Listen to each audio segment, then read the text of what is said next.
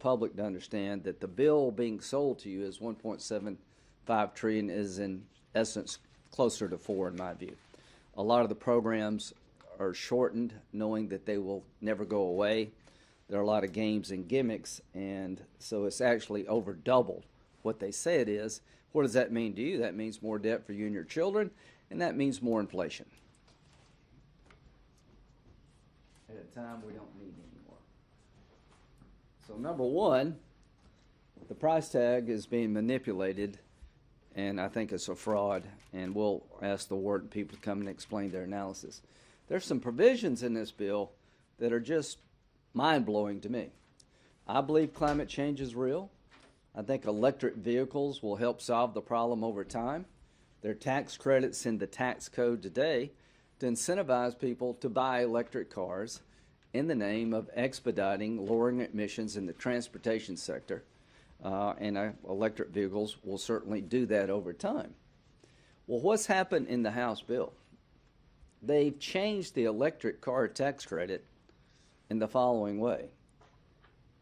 The $7,500 tax credit is now available under current law to all these people who make cars, like 50 different types of cars made by companies all over the world.